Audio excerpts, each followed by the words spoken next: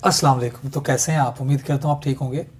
तो आज बच्चों हम सीखेंगे कि किस तरह से किसी भी केमिकल इक्वेशन के अंदर हम ये जज कर सकते हैं कि कौन सी चीज़ ऑक्सीडाइज हो रही है और कौन सी चीज़ रिड्यूस हो रही है। तो हम कुछ एग्जांपल्स देखते हैं। चलें, सबसे पहले हम स्टार्ट करते हैं। हमारे पास एक एग्जांपल है, अगर आपको नज़र आ रहा होगा।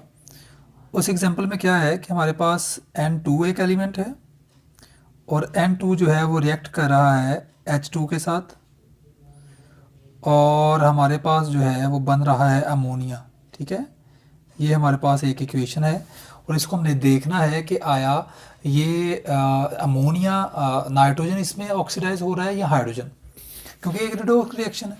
तो हमें आइडिया लग जाएगा कि कौन सी चीज़ ऑक्सीडाइज हो रही है और कौन सी चीज़ रिड्यूस हो रही है।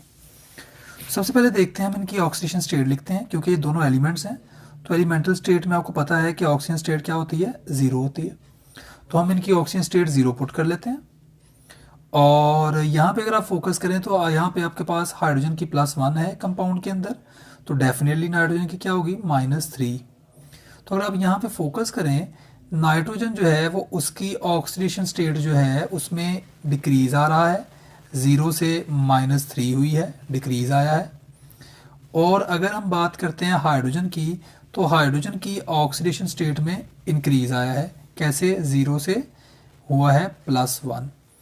तो आपको पता है कि अगर ऑक्सीडेशन स्टेट में इंक्रीज आ जाए तो हमें पता है increase in oxidation state is called oxidation.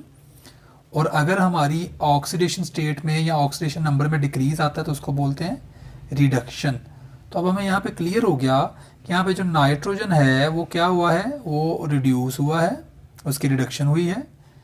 और यहाँ पे जो H2 है वो क्या हुआ है, वो ऑक्सीडाइज हुआ है। इसी तरह और भी बहुत सारी हमारे पास एग्जाम्पल हैं।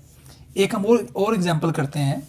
नेक्स्ट देखें ज़रा, हमारे पास एग्जाम्पल है, आपके पास आयरन है, ठीक है, और आयरन रिएक्ट कर रहा है 3 मॉलिक्यूल्स ऑफ ऑक्सीजन, यहाँ पे 4 है, और यहाँ पे हमारे पास बन गया 2Fe2O3। तो ये आपके सामने एक इक्वेशन मैंने लिख दी है।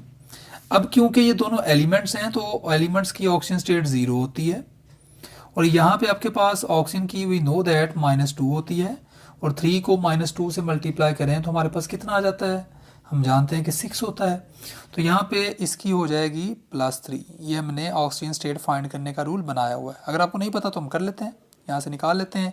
तो Fe की कितनी है, ईजी है, Fe2O3 इज इक्वल टू 0।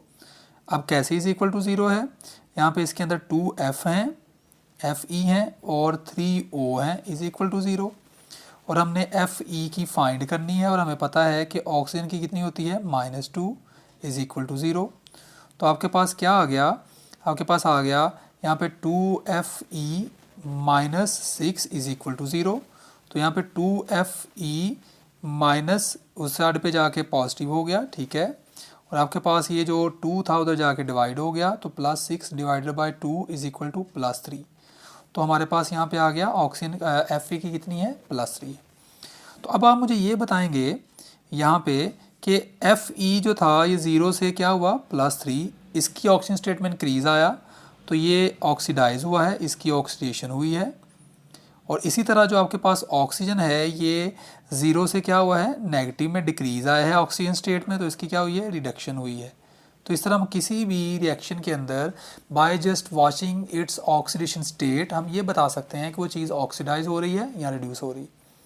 तो इस तरह की बहुत ज़्यादा एग्जांपल्स हैं, आप उनको सॉल्व करके फाइंड कर सकते हैं।